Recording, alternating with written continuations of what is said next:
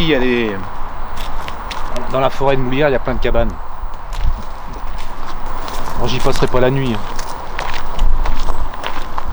Je m'appelle Thierry Mauvigné. Je fais de la vidéo, je suis vidéaste depuis 20 voire 25 ans. J'ai commencé comme opérateur projectionniste de cinéma, donc avec de la pellicule 35 mm et plus spécialement sur des pellicules 70 mm avec le format IMAX au Futuroscope de Poitiers. Alors en fait, avant de commencer à vouloir faire des films, j'ai fait beaucoup de métiers dans l'industrie, dans l'imprimerie, beaucoup de métiers, et puis avec toujours l'envie de faire du cinéma, l'envie de faire de l'image. Donc j'ai commencé justement à faire de la formation liée à la vidéo.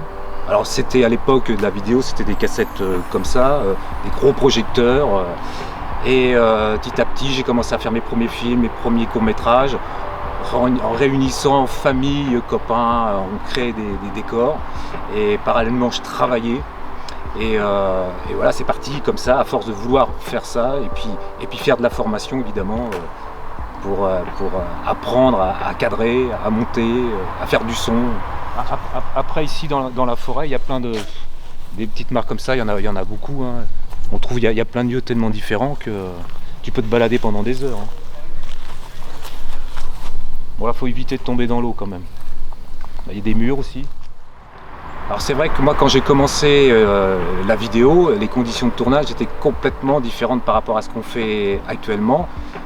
Déjà c'est ce que je disais, les cassettes étaient comme ça, on se promenait avec des caméras comme ça, enfin tout était beaucoup plus compliqué sur les moyens de transport en particulier, sur les éclairages, enfin tout était plus compliqué.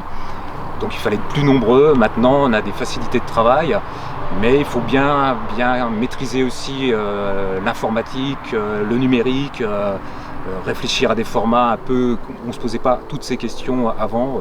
Alors après il y a le cadre, un cadre reste un cadre. Hein, il y a des bases de cadrage, ou il y a des bases de certaines choses qui se faisaient avant et qui se font encore maintenant, parce qu'on n'invente pas grand chose, on modifie juste les choses. Alors mes premiers courts-métrages, le premier L'heure c'est l'heure, qui durait seulement quelques minutes, a été diffusé sur France 3. Alors c'était pas France 3 national, hein, faut pas, France 3 région, ce qui était déjà très bien pour moi, surtout le premier film. Et en fait, l'idée que le film soit vu, pour moi ça a été très important, très intéressant, parce que je me disais, ah là ça y est, c'est parti. Je fais un film et les gens vont le voir. Et pour moi, c'était hyper important. C'était le film, il fallait le faire pour qu'il soit vu. Et cette diffusion, pour moi, j'ai trouvé ça très intéressant. Alors, la relation avec la nature, moi, ce que j'aime bien dans la nature, sur les vidéos que j'ai fait, par exemple, sur la nature, ou sur la traversée des Pyrénées ou la traversée des Alpes, c'est d'être en communion avec la nature. Ce que j'aime bien, c'est d'être seul en nature. Alors pas toujours, hein, j'aime bien faire du sport, de la course à pied ou du vélo avec les copains, parce qu'on rigole et tout ça, et on est toujours au contact de la nature. Mais par exemple de partir seul en montagne, je trouve que c'est vraiment quelque chose, une ressource sur soi-même.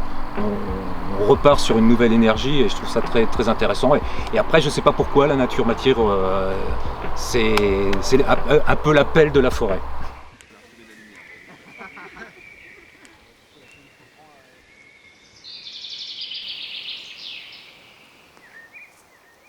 En fait, le thème de la nature, ce qui revient souvent sur mes petits films, c'est la nature, les animaux et parfois les enfants.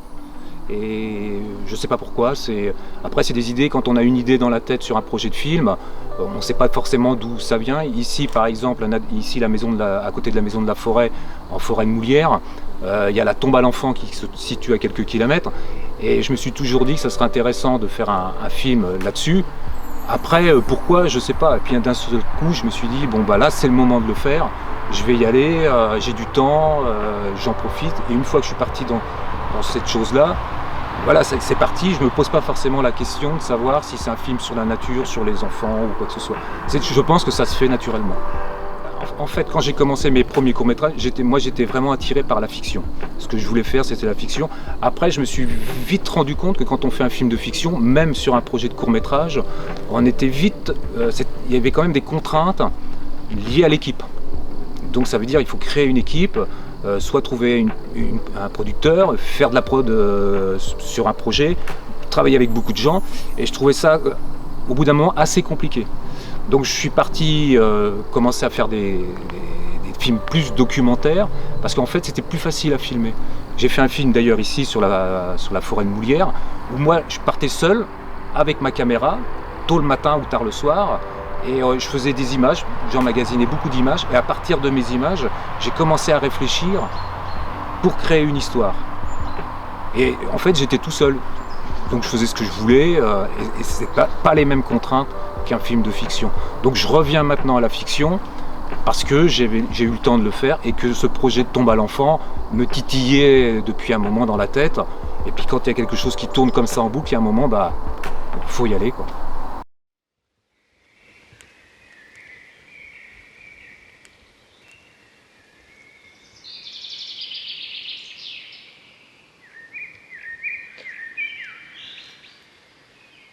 Alors sur le casting du court-métrage, il y a plusieurs acteurs qui viennent d'horizons plus ou moins différents, dont Yannick Jolin qui est assez connu chez nous. Et c'est un personnage qui est assez emblématique de notre région et qui a plutôt l'habitude de raconter des choses, et plutôt un personnage de gentil. Et moi quand j'ai commencé justement à écrire le court-métrage, je me suis dit tiens, Yannick Jolin en fait ce serait bien si lui il était le méchant. Je le voyais dans ce rôle de méchant. Alors quand j'ai écrit, je pensais à lui, je sais pas pourquoi. Et en fait, quand je lui ai proposé ce rôle, eh ben, il a tout de suite été emballé du projet. Après les autres acteurs, c'est des acteurs que je connaissais, ou une gueule, un truc, un petit détail qui fait que je me suis dit, il y a Franz Boyer qui habite très près de chez moi, je l'avais rencontré sur d'autres projets, et on n'avait pas forcément travaillé ensemble, et je me disais, ce mec-là, il a la gueule du gars que je veux pour mon film. En fait, c'est ça, c'est de trouver des personnages, tu te dis, tiens, celui-ci, je le vois habillé d'une certaine façon, s'il est habillé comme ça, c'est tout à fait le gars que je veux. Donc après, on fait des tests, on se rencontre, on discute, et puis le casting se fait au fur et à mesure. Et là, la plupart des gens que j'ai demandé pour le casting, tout le monde a dit OK, sans problème.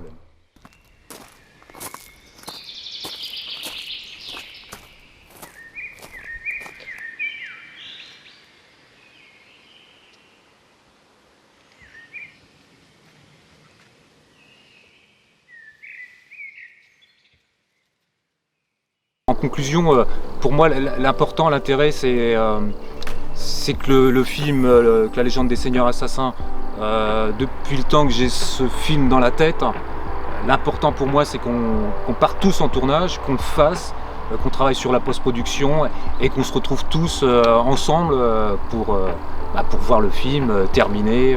Parce que chacun amène un petit bout, mais personne ne sait vraiment ce qui se passe au fond. J'ai encore écouté la musique tout à l'heure, personne ne connaît vraiment la musique.